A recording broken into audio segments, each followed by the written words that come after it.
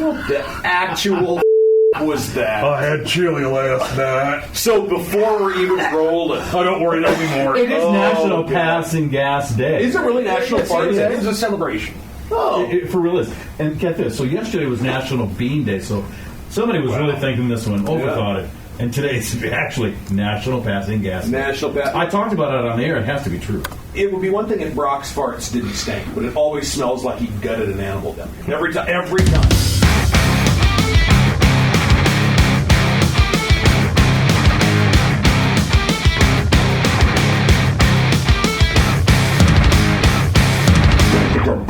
Ladies and gentlemen, boys and girls, welcome to Rock and Roll the Podcast, featuring Dr. Nick Redbone, Tom Nelson, and me, Broc Johnson. Hey, the show brought to you today by Power Plant, car and truck accessories of Kimberly Road in Twin Falls. Thank you guys, and obviously very savvy business people. Absolutely sponsored our show. Yeah, they jumped on board. Blaine put a sub in my car. That's fantastic. And it sounds fantastic. And if you want a sub in your car, you go see Blaine at Power Plant in Twin Falls. And do we have their website? Because there are some people, I was looking at our numbers, apparently we have somebody that listens to us from Greece. Well, that's fantastic. So if you're Greek and you would like to throw some drachmas... I don't know what it is offhand. Okay. I don't think we can look that part up. We'll find that. For now, Power Plant is on Kimberly Road in Twin Falls. So to our to our friends in Greece, you could just Google the power plant in Twin Falls, Idaho, and see what the drachma to dollar ratio is for the exchange rate and have a sub sent to your beautiful Mediterranean paradise. How do you get a sub in the car? Dive! It's a subwoofer, not a submarine. I got you now. It's all right. Dobby's with us. And the old man is even a little older today. Still here. Good. So today, our first episode of 2021, episode 20. Is it 20 already? It's episode 20 of Rock and Roll the Nice. Podcast. And today we talk about something that I truly believe is near and dear to every rock and roll fan's heart today. Drummers. And we actually have a drummer with us in the room, Broc Johnson. Hello. Drummer for how many punk groups have you been the drummer for? Oh God, I don't know a lot. Okay. There was DOS Boot, but we were nerds, so it was DOSBOOT. Okay. There was To Kiss a Spy, which was the most recent. Well, I shouldn't say that. That's a cool name for a band, by the way. To Kiss a Spy didn't come up with it. It's Casey, the guitar player. Okay, well, it's still pretty cool. Yeah. Was in Metal, which wasn't really a punk rock band. Was it a metal band? No. Weird. Very Smashing Pumpkins. Okay, gotcha. Kinda. Gotcha. I was in Plinko. Okay. Another punk rock That's band. another cool name for a band. Yeah, Well, right. the punk rockers get one thing right. Yeah. Super names. All right. And then I was most recently in the Criminals here in Idaho. That's also a great name for a band. Well, dude, I did not realize your resume of bands. Oh, don't dude. worry, none of them ever went anywhere. But it's cool, man. Yeah, well, it was fun. If it makes you feel any better, 99.999% of bands never go anywhere. Correct. This is the truth. But it doesn't matter because you're having fun. And that's exactly That's it. it. That's and, it. I think, and maybe I can't say that it's just guitar players, but I can tell you for sure that all guitar players in bands wish they were the drummer. We all Why is that? wish we were because it's so absolutely, first of all, it's totally alien to us. It makes no sense. I mean, I can count, but past that, with the technique and the sound and the dynamic impact and it's apples and oranges, and it's. I mean, I can sit behind a drum kit and kind of do it, but to watch a real drummer is like poetry in motion. That's just it. I mean, for me, I have got mad respect for drummers because it takes, first of all, coordination, which I don't possess. Right. I mean, I did the rock band thing once, and I looked like, I was having the game. Yeah. Oh, yeah. I looked like I was having an epileptic fit. I'm like... I think that's pretty much how everybody looks when they're playing guitar here. Right. But, coordination, man, I just have mad respect for anybody that can do that and do it well, especially. Aww. And the drummer of all the guys that you look at the way a band is kind of set up. The lead singer is 99% of the time the star, the front guy. His immediate second in command is the guitar player. And then, keyboard players, horns, if there are any, bass player, and drummers kind of get pushed to the back. And yet, a great drummer can steal the show from all the way, literally the furthest back on the back line, because they're so spectacularly fun to watch. And a really, truly great drummer can kind of even lead the band, lead the arrangement, as it were. Yeah. What's the name of them? Oh, Atreyu. Okay. Atreyu, the drummer, for the longest time. In fact, he was here when he had his side project. Okay. He was leading the band. He was the drummer, but he was also the lead vocalist. Okay, now that is technique. The first band I was ever in, shout out to the band Empire, Filer, Idaho, circa 1990-91, our drummer was our lead singer. That's crazy. I don't know how they do that. And he could sing. We weren't really any good, but we had a Queensryche song, and he could play that and sing it at the same time. Not super easy stuff to do. No, look, Don Henley does it well. That's right, Don Henley from the Eagles. He's a singing drummer as well. And once again, here we go. Phone drop. The first phone drop. Congratulations, Don. 2021. Thank you. Congratulations. Congratulations. You know what? I already feel, hey, power plant, you're already getting the bang for your buck. Tom's dropped his phone. This phone drop brought to you by Power Plant on Kimberly Road, Twin Falls. And now the jingle that we wrote for them. Are you guys ready? I'm so ready. 1, 2, 3, 4. Power plant, power plant, power plant, power plant.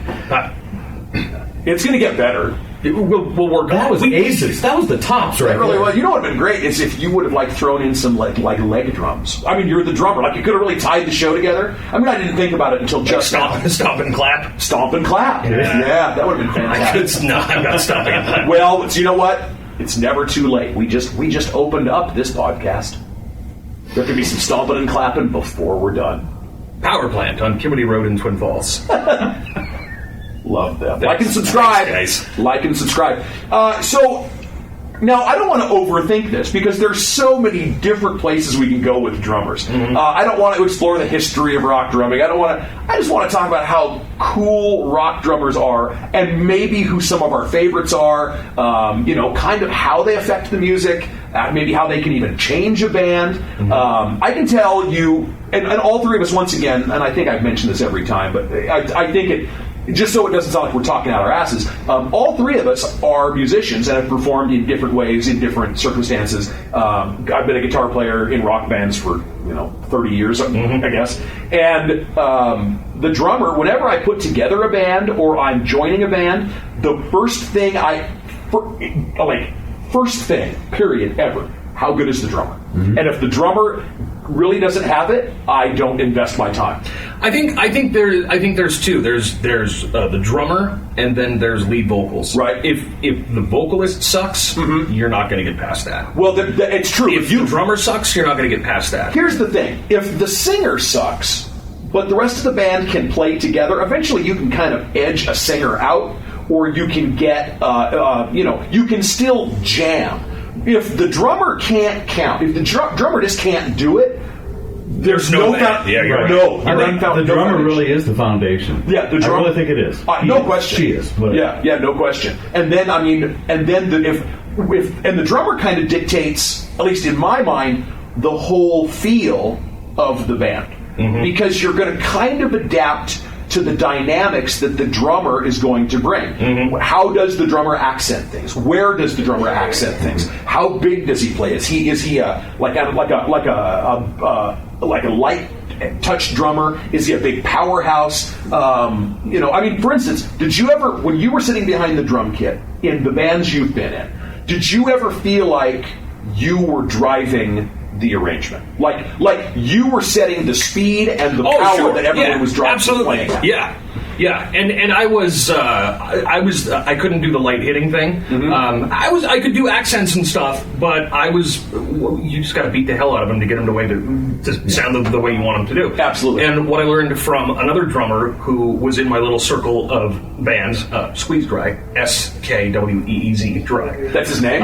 No, that's the name of the band. Okay, God, I wanted that to be his name so bad. His name is Ben, and what we would do is you'd go get like the furniture dowels, Okay. cut them in half, and then take a roll of duct tape and tape, so you've got these thick, heavy, weighted sticks, and then just play until you bled. Wow. And that's what would build your muscles up so that you could beat the hell out of your drums. Okay, so you weren't actually playing a kit with this. Oh, yeah. You'd play a kit, but you'd use some super thick head so you didn't put your stick through I was going to say, how many drum heads did you go through? Yeah. Oh, even with 5/8 sticks, I would break a lot of heads. Okay, But I have a lot of respect for drummers who can do it very lightly. Right. Like a jazz drummer. Yeah.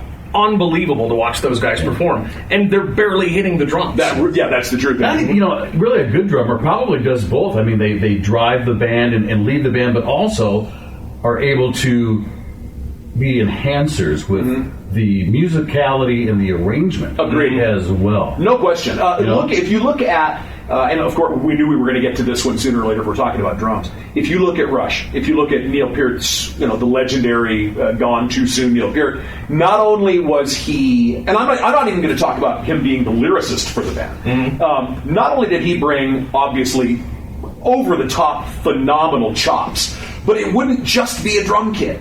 He was the one who would add, when you heard a bell or a chime or a xylophone or all of that additional percussion, he was playing that. That wasn't a keyboard. That wasn't a sample. He would be surrounded by this enormous kit, and he was playing that too. And that's not just a beat. Now he's playing notes. Now he's playing actual tones that are included in the chords and the overall arrangement of the song. I give Lars Ulrich credit for that too. If you've seen his kit, it's ridiculous, and he's got way more than drums on that thing. Yeah, for sure. And it's really, and of course, that once again, Metallica is a 4-piece band. That's a lot of sound to make when you're playing arenas. So I'm sure, in addition to most likely a keyboardist off stage. Also, you would want to have a drummer kind of adding that utility percussion and that extra sound. But you don't have to be a super technician or a super, a bell chime player percussionist. Or have the kit that's like you can't even see the drummer behind it. You don't need it. Let's talk for a minute about the guy. And I will raise my hand. I will totally admit to being guilty of making fun of this guy. Because I always said he was the luckiest man in the world. I know where you're going. Ringo Starr. Yeah. Now look, Ringo. There were times when Ringo didn't play the drums on Beatles tunes. Sometimes Paul McCartney played the drums on Beatles tunes. John Lennon, I think it was Lennon, was famous for saying, somebody asked him in a press conference, "Is Ringo Starr the best drummer in the world?" And he said, "Ringo Starr's not even the best drummer in the Beatles." Now, mind you, I mean, they were all probably kicking each other's asses constantly about that kind of stuff anyway. Yeah. But I want you to think about how great Ringo actually is. Look, you can be a technician or you can be a song drummer. You can be both. Ringo was a song drummer, right? You hit it right on the head. He was perfect for the Lennon-McCartney arrangements. Perfect. Yes, absolutely perfect. And he wasn't a show off. He didn't like drum solos because he thought it was an exercise of ego. Right. And whatever. But he's getting more respect, I think, now than he maybe did back in the day. But I think you're absolutely right. His style matched the music. Right. Absolutely. And at the end of the day, isn't that what you want? I mean, if you're going to be playing, there are different styles, obviously, where maybe you want to be more virtuosic. But when you've got John Lennon and Paul McCartney and George Harrison writing phenomenal songs for you, don't you just want to kind of make the song work as opposed to getting in its way? Dave Grohl, I think, was talking about it. There's this great little YouTube short of these great drummers kind of walking up and sitting behind Ringo's kit and talking about Ringo. And I think Grohl was the one who pointed out, think about the drums on Come Together. That's the song. Yeah. That's the song. Mm-hmm. Yeah. And it's one of the greatest hits of all time. Mm-hmm. And that's all it took. Mm-hmm. On the flip. Well, sometimes less is more, and Ringo got that.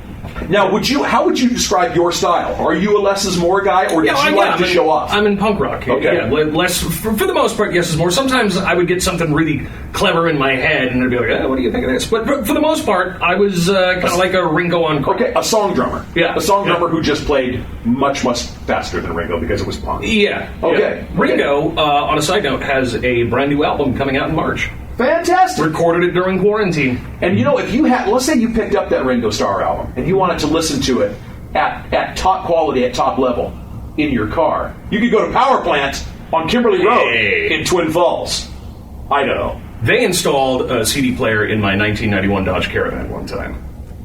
That's fantastic. Wow. Had a Dodge Caravan for all of my wedding sound equipment and stuff, and I needed tunes to get from place to place. Hey. Now, the van has since died. Yeah. Well, if the van's rocking, it's because of Power Plant. That's right. Hey! Thanks, Power Plant. This is going to get old. I know. It's not. Okay. What about the jingle? I want to hear it again. Power Plant, Power Plant, Power Plant, Power Plant. Feel really good about that. Yeah. I still would have liked a little bit of awesome. stomp slap. A little bit of percussion in there. We got time yet. Okay. We're 15-ish minutes in. All right, just wondering if we can get into that. Now, drums, Could happen. It could happen. Okay. Now, because this is a rock and roll podcast, we don't need to dive into the world of the other drummers. But you touched on it. Jazz drumming, in my opinion, jazz drummers are. It's kind of. I played with a drummer in a band called 1984. Mm-hmm. The band was 1984. The band was actually right around 1999 and 2000. But Pete, the drummer, used to say, "This is what I've learned about jazz. You learn how to play drums, then you do it wrong, and out comes jazz drums because you are in odd time signatures and you are playing. It's a whole different mindset. Mm-hmm. You're almost playing counter melodies on the drums to." What the guitar player or the horns or whatever are doing. Yeah. But that does find its way into rock drumming because a lot of the great rock drummers had a jazz background. Tom, you know who I'm talking about right now. It's your band, so you got to touch on him. Oh, yeah, Charlie Watts. Yeah. I mean, my God, this guy, he still has, I think, I don't know if they're active anymore. He had his own jazz group, Rocket 88. He's a jazz lover, along with being a blues purist, like the rest of them were. But yeah, uses the traditional jazz grip. This guy, Charlie, is large and in charge. He doesn't show off either. Right. But and especially, him and Bill Wyman, the bass player back in the day, that rhythm section was so solid. Mm-hmm. But Charlie just sits back there, looks like he's, thinking about, his grocery list. Right. And he's doing his thing, but he is really, as we said already, the foundation, I think, of the Stones, and almost ahead of the beat. But he has this jazz sensibility, for sure, and that translates really, really well. Stuart Copeland is another one. Absolutely, Stuart Copeland from the Police, and I'm glad that you touched on Stuart Copeland because we already did kind of touch on the power trio thing. When you're playing in a trio. And I would even say a trio, even if you've got a singer up front, but you've only got 3 instrumentalists. You've got a lot of room to cover playing in a trio. I've done it a couple of times, and it's just it's so like as a guitar player, I like to get lazy. If there's if there's a second guitar player or a second guitar player and a keyboard player, I can do I can play a little bit less and sing a little bit more. But when you're in a trio, everybody has to hold down their business. And talk about a drummer that filled a huge amount of space. Stuart Copeland from the Police. Yeah. And a monster musician on top of it. Not only just as a drummer, but he's a composer, he's a writer, and had that jazz bass. And also, I guess, and I didn't know this until I was actually doing some research here, but, has this Arabic influence from his childhood. Oh, really? Where he lived. And that seeped its way into his playing. I don't know, do you have any Arabic Yeah, do you have a lot of Arabic influence in your punk drumming? No. Because you came from... There's a lot of Arabic folk in North Dakota. Yeah. Floods of them. Just ocean. Because you guys border the Sahara, right? You border the Sahara. Yeah. The That and going back to my love for shipping. They ship them in by the load. This is why you have to. If you don't get the reference, you need to watch every podcast. Absolutely. Or listen to it. You need to experience every episode of Rock and Roll, the podcast. Brought to you by Power Plant. Power Plant. Oh, Power Plant. Power Plant. Power Plant. There's that. Well, I mean, that was awful. That was terrible. At least we got some stuff. You know what? Maybe we can get it. Maybe at the end we can actually get the percussion, and maybe because we're both singers, maybe one of us can throw in a harmony. We'll see. I wouldn't count on it. No, I don't think it'll be awful because it was in my head trying to figure out how to harmonize with that pile of garbage. It's up there. Power plant. It's well, we'll try it later. Now, speaking of once again, power trio drummers, you're wearing the shirt. We got to go there. Trey Cool. Well, of course, and they're not even really a trio anymore, but they were when they first hit the scene. We're talking about Green Day, of course. Yeah. The first two albums released on Lookout Records, and then Dookie and Insomniac and Nimrod were all just the three of them. Okay. The tours was just Billy Joe Armstrong, Trey Cool, and Mike Dern. Okay. Then when Warning came out, they brought on this other guy, Jason White, who played in a band called The Influence, and they're just all Bay Area buddies. Okay. So now when they go on stage, in fact, I was just watching a show, I think it was last night or the night before, where they have like 5 or 6 guys on stage with them now. Okay, gotcha. But for those first few years, the important years of Green Day, they were just 3. Now, here's the thing. Here's how I know that Trey Cool is a great drummer, a great song drummer. Mm-hmm. Because when I hear a great Green Day song, and God knows there's dozens of them, I don't notice the drummer.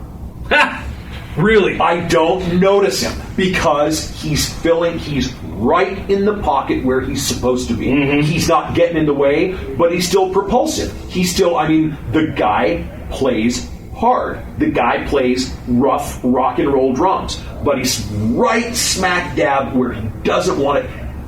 Green Day music is about the lyrics, and it's about the harmonies, and it's about Billy Joe's voice and his personality. The drummer knows that. The bass player knows that. And they play their roles perfectly. Mm-hmm. That's what a song drummer does, I think. There are some cool Trey Cool parts that will come about. I mean, listen to Burnout on Dookie. Trey Cool drum fill. Trey Cool drum fill. Right. I'm trying to think of some other ones off the top of my head. Panic Song on Insomniac is insane. Okay. And that really kind of highlights everybody. But for the most part, yeah, you're right. Yeah. He's a song drummer. Yeah. And I can't. I mean, I would almost rather have a song drummer in a band with me than have somebody that wants to be the lead. That's because you're an egotistical asshole. That's because of my enormous ego. Yeah, I don't want anybody upstaging me. Correct. Yeah, thank you for pointing that out. That's why I don't have a co-host on radio. You're welcome. I appreciate that. You really are a son of a bitch. Correct. Yeah. No offense to your mom. Aww. Now, one guy who isn't a song drummer, who is a show-off drummer and has every right to be, is Travis Barker. Okay, let's talk about that. Let's talk about the guys, the flip side. Let's talk about the guys that aren't necessarily song drummers. Not that they're bad drummers. Maybe quite the opposite. Well, before we talk Travis Barker, let's go to Dave Grohl. Okay, I was hoping in Nirvana, he's a song drummer. Yep. And obviously in the Foo Fighters, he's not playing the drums. He did on some I think albums. he does still sometimes, but But look at what he did with Queens of the Stone Age. No question. Songs for the Deaf is Dave Grohl showing off.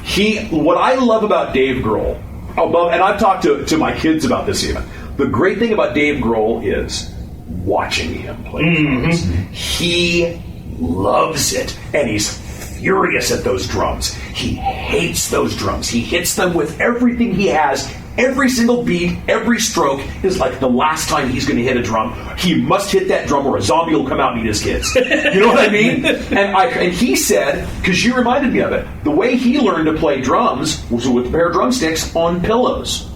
So to hear it, he had to beat the shit out of it. Yeah. And you see him still. There's a great clip. It was right after the end of Nirvana. Tom Petty called Dave Grohl and offered him the job to play he was going to bring him on as a heartbreaker. And because he had filled in for them on Saturday Night Live. Go it's on YouTube, find Dave Grohl playing Honeybee with Tom Petty and the Heartbreakers on Saturday Night Live. Wow, such a great song, too. Tom Petty, this great kick-ass Americana songwriter, American treasure. You're not looking at him because Dave Grohl is in the back murdering a drum kit. And that is so fun to watch. It really is. And Grohl just loves it. But you're right. At the end of the day, he's even said that he plays guitar and writes like a drummer. The low strings on the guitar are the kick drum. The high strings and the middle strings are the snares and the toms and the. Sure. If you think about the way he writes parts, you can go back and listen to his guitar parts with that in mind, and you'll hear it. I know I did. It was so fascinating. Now, moving into the drummers that really kind of stepped up, and maybe, and once again, some of these guys will still fit into the songs, but they're also head and shoulders. They became stars based on their drumming. Head, shoulders, knees and toes. Knees and toes! That just happened in my head when you said that. Sorry, continue. Just had to get Hold on. Tom needs a minute. I'll be right there, Mom! Oh, is your mom calling? Yeah, cookies are done. Oh, cool. Tom's mom made cookies. Let's go upstairs for some cookies. Were there really cookies? I hope so. All right, let's go. Wait a minute. There's no cookies. I don't smell cookies. There were no cookies. She's asleep on the couch again with a vodka bottle in there. That's pretty rude. Would have been nice to have cookies. I know. Thanks, Mom. So I'm not taking out the garbage next week. Thanks for. Don't f-bomb mom. It was close. It was close. We don't f-bomb mom. I know. So the drummer that I'm getting to, and I think he's the first superstar rock virtuoso drummer. He was a miserable son of a bitch, and the world is better now that he's dead. Ginger Baker from Cream. From who else did he play for? John Mayall. Did he play for John Mayall? He did. I think so, yeah. And he played for. He was in Masters of Reality with one of the guys from Eagles of Death Metal. Wow. Yeah. I mean, Eagles of Death Metal is the band that's kind of a reincarnation of Queens of the Stone Age, right? Exactly. Okay. Exactly. Yeah. Ginger Baker, and then I guess his own thing. Ginger Baker's Air Force. Right. Ginger Baker was everything I just said. A miserable, terrible human being. He went when he died. Even the devil went, "Oh God, really?" Terrible. He's an awful human being. Watch the documentary about him. Beware of Mr. Baker. If you haven't seen it, it's brilliant, and you'll hate him as much as me. With that said, that guy behind the drum kit was unreal. Another one that came up with jazz chops and would drive. That's why that band didn't like each other. They were called Cream because in the mid to late 60s, they were the best players in London. Like literally the best instrumentalists. Eric Clapton, Jack Bruce on bass, Ginger Baker on drums. The three of them were going to do it. And as a result, they all hated each other because they all wanted to be the star. And they all tried at the exact same time to be the only one people are noticing on stage. Yeah. Ginger was a beast. Sounds like a hell of a tour. Oh, God, yeah, they lasted, what, 2 records? 3 records? Yeah, I think 2. Was that it, really? Yeah, it wasn't long. It wasn't long. Big, but yeah, short. But big, a big thing. But, and you can go, once again, watch this guy, even on that last Cream tour that they did in like 2005, Ginger's the shit. But he's also a bastard that everybody hates. Why? What do they hate about it? You need to... It takes about 5 minutes worth of interview footage before you go, oh. He was just... Everything was awful. Nobody was as good as him. Everybody was lying about him. Everyone was... He was a miserable human being. Very negative. Occupied a big negative space. Yeah. He fought with everybody. He was, the movie about it, this Beware of Mr. Baker documentary, it opens with him hitting the director in the face with a cane and breaking his nose. What a nice guy. No! We're glad he's dead. Solid lad. Yeah. But if you want to see something extraordinary, go watch that man play drums. His time was If I perfect. was to sit down and watch all of the documentaries you've told me to watch, Yeah. I could watch documentaries for 10 years. Nope, you couldn't. You couldn't. Because you don't watch anything but Home Alone. And I'm on to some sort of parole show now on Amazon. Oh, good. Well, at least... A parole show? Yeah, I like prison dramas, mostly for the showers. it's like Cops. They took Cops away. I was obsessed with Cops and Live PD. And Live PD, there you go. They took that away. And there's nothing about those two shows that makes any sense as to why I would be in love with them. But I found one on Amazon Prime. Did you ever notice that with Live PD, wasn't it always like the same county? Fulton County in like Georgia. Missouri or Georgia. They had like what the hell is going on there, man? like 4 or 5 police departments that just loved to have cameras in the car. We all saw how that worked out. I bet you those cop cars didn't have the accessories they needed, though, for great audio sound that could have been provided to them by the power plant. Had they stopped into the power plant. On Kimberly Road in Twin Falls, Idaho. State-of-the-art sound, state-of-the-art equipment, and fantastic and fast installation. And you know what? The best Blaine I've ever known. He's a really great Blaine. He's Blaney.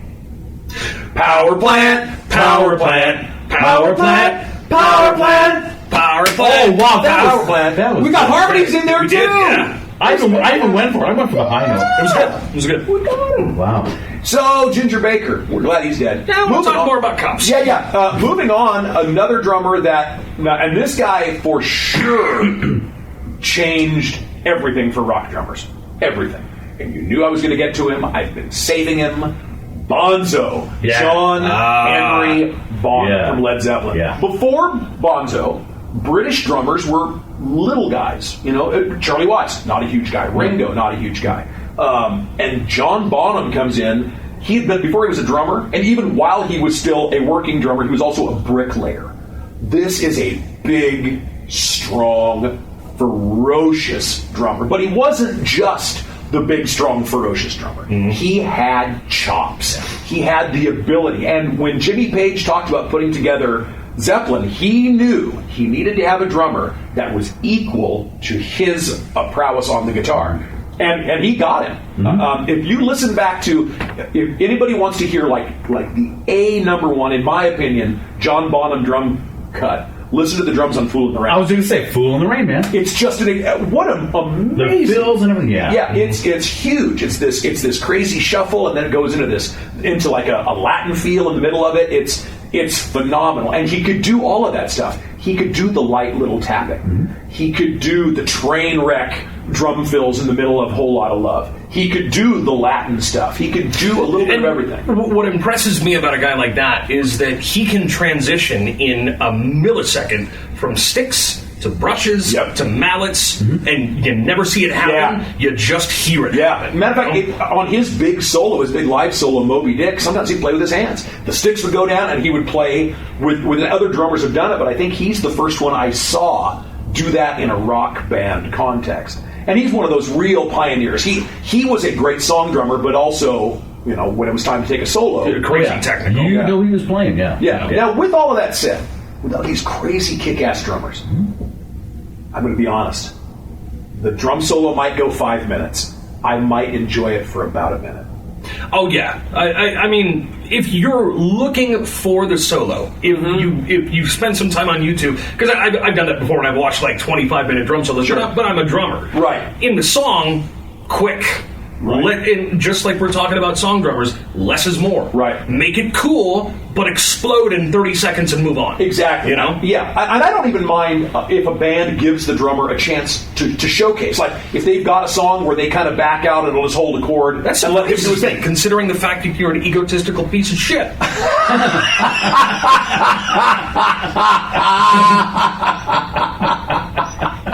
The fact that you wouldn't mind them having a little bit of time. slayed him. You slayed him. Man down. Man down. Power plant. Power plant. Power plant. Power plant. He You're being broken, red, dude. You're broken. Oh, dude. That's awesome. That was terrible. You're welcome. God, I hope I get to play in a band with you and just turn up so loud you can't hear you. That'll be awesome. Let's start a band. We would dissolve like cream. Real quick. Now there's still room for. I mean, there are now that rock drumming has evolved to the point where it is, there are still, especially in rock, hard rock, metal, there are some monster drummers out there. The metal guys are beastly players. I think the music that you listen to in your free time has some of the best drummers you've ever seen in prog rock. Prog rock, yeah. And I'm not familiar with who they are because that's not really my thing. But and we talked about this. We're going to have to do a show eventually on prog rock. But the guys, the two drummers. Are you a prog rock guy too? I enjoy prog, yeah. Okay. I'm not as well-versed in it as our friend over here is, but yeah, I dig it. Yeah, cool. If you look at Dream Theater, the two drummers that they've had, Mike Portnoy is pretty much the king of prog drumming at this point. Mike Mangini is the guy that replaced him. Any of the guys that auditioned for Dream Theater when they were looking for a drummer, there's a level of guy where it's not even... It's almost a science experiment at that point because they're working with such odd time signatures and such, okay, we've got a measure of, we have three measures that are going to add up to 17. How you get to 17 is up to you, right? So it turns into rocket science mathematics as opposed to being in the pocket and playing the song. There's nothing wrong with it. That's one of the reasons why I did kind of evolve away from, in my own personal taste, away from prog, because when it became more of an athletic event, it became that. Now you're it's kind of like work, wasn't it? Yeah. Now you're doing tricks. Now you're performing. And I think that's why I'm not a prog rock guy. Right. There's only some like you say, don't let the drummer do a drum solo for more than a minute. Yeah. I lose interest in about a minute in a prog rock song. I appreciate what they're doing. Right. The technicality it takes to even play those time signatures, let alone actually make that happen on an instrument, is mind blowing. But I just can't do it. It's too much art. Yeah, I was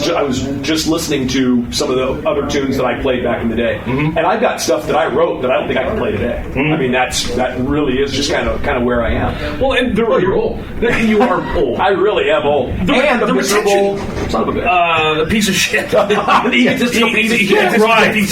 right. Don't lest we forget. The memory you have to put all that crap in your head then pull it off a second and third and fourth time. How in the hell is that possible? Yeah, it's insane. But we did it, and it does take. I mean, bringing it back around to drummers.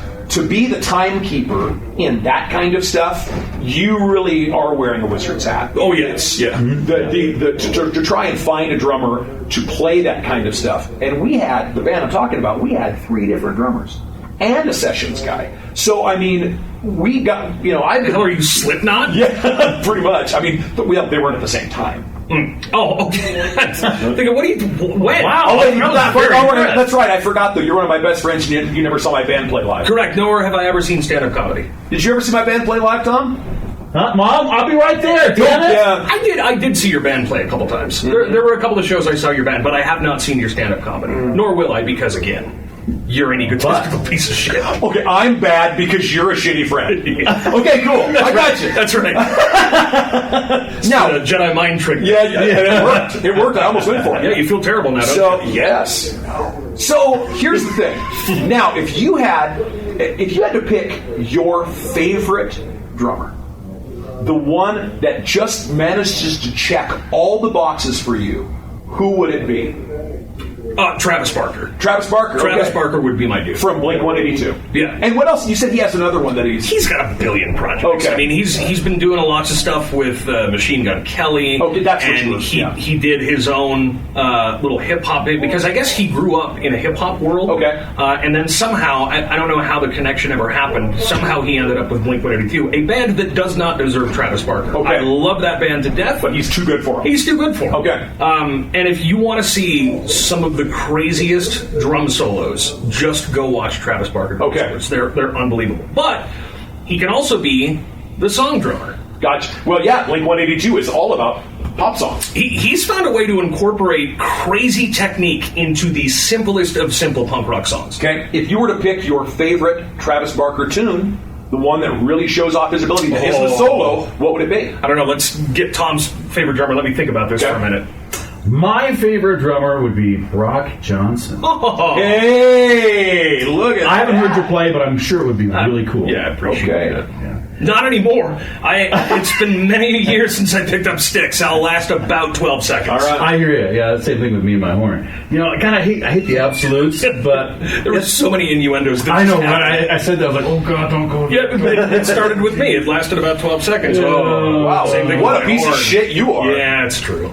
I'm a At piece of least- shit too. At least I'll own it. Oh my God! I am a piece of shit. Oh, but I won't own it? No, You might as well just said I won't own it. It's fine, whatever. you won't own it. I feel the band breaking up. Tom? I'm a piece of shit too. No! Who's your I thought that's what you're talking about. I want to be a piece of shit too. I want to fit in with the rest of the guys. God, this chords in my way. Favorite drummer? Well, again, dealing in absolutes. Oh, I hate that. And it's hard. I know. but That's where I am too. I know where you're going. Only because of my exposure to the band was before a lot of other bands. Keith Moon.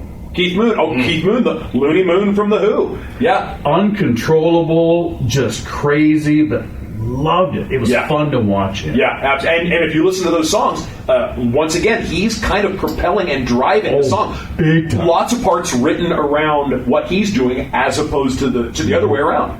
God, you know, it's easy for me to say Neil Peart's the go-to. Neil's so great, but I gotta stick with. You know what? I gotta go with Bonzo. I just think John Bonham is. For me, it was a toss between the two. If I had to pick one between, it'd be either Bonzo or Moon. And for me, it's because of not necessarily because of. Think about the different styles that Zeppelin would do, from Celtic string-oriented stuff to big Arabic-sounding cashmere to boogie tunes like rock and roll to odd time signatures like Black Dog. Yeah. He could do it all, and it was so big and so powerful. He could do things on one kick drum that guys couldn't do. Go listen to Good Times, Bad Times, and just listen to the kick drums. He's doing what guys do today on double kicks with 1 foot. Oh, that's so crazy. It's just you've got to have the strongest muscle right here to pull that crap right there off. in the front of your ankle, down to your shin. Yeah. See, again, that goes back to my mad respect for the physicality and coordination for a good drummer. Yeah. Well, it really blows my mind. It really has kept me in shape. You're looking great, Brock. Oh no! And that's when the fat kid cried about the cookie. I want to write a song called "Fat Kid Crying" just for those I would moments. appreciate that song. Okay, from now on, if you'll throw in a cry, I'm going to start coming up with a fat kid crying song. Promise. Now, who's your favorite drummer? Power plant's getting banged for their buck. Oh, yeah. They're on the Wow. Okay. So your favorite drummer?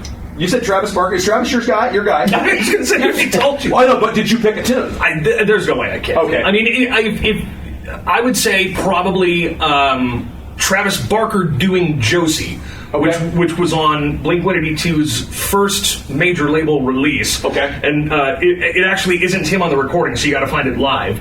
On their first album that had Damn It, and then Josie might have been before Damn It. Okay. Right? Anyway, Scott something was their drummer, and he drank himself out of the band. Okay. Then Travis Barker came along, and Take Up Your Pants and Jacket happened, and that's where Blink-182 exploded. Okay. So hearing Travis redo Josie live is mind-blowing. Okay. Tommy, what song would you pick Oh God! for your drum pick? You know, I'm just going to say the first thing that comes to mind, because I just played it on the air here a couple of weeks ago as part of a feature on my show where it's a deeper cut, and 515. Okay. Yeah, phenomenal. And it's got the horns in it. Yeah. He's like, dun, dun, dun. Yeah. It's just, it makes me want to play drums, and again, that's the way I would look. And I already picked mine. Mine was "Fool in the Rain." You won't find a better drum track than "Fool in the Rain" by John Bonham. It's just, and there are isolated clips. You can find just the track online. The engineer of those sessions leaked audio. So You're a nice guy. You even have Bonham in the studio counting into the song. You can hear Robert Plant bleeding over one of the mics, yelling. It's so cool.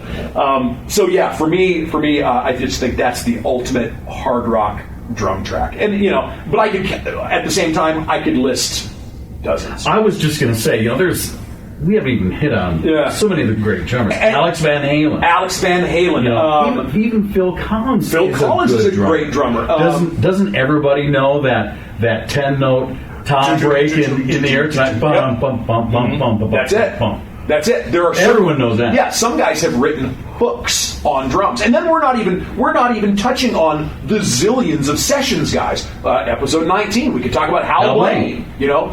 Tommy Aldridge, the guy that has played for Whitesnake since the 1870s and still killing it. I mean, there's a million of these great rock drummers. Chip Skittle, huh? Chip Skittle. He was with a polka band in Kenosha. Skittles? Oh, you have Skittles? Oh, okay. Fat kid crying about Skittles. Fat kid wants some Skittles. And that's when Rock and Roll, the podcast. Listen, if you have an opinion on any of the stupid shit we've done, or if your power plant want to cancel your contract, please reach out. Get a hold of us. Like and subscribe. Drop us a note. I'd love to hear from you. I'm Dr. Nick Redbone. That's Broc Johnson. That's Tom Nelson. This has been Rock and Roll, the podcast. Peace, love, and rock and roll. Tip your waitress. We're out of here.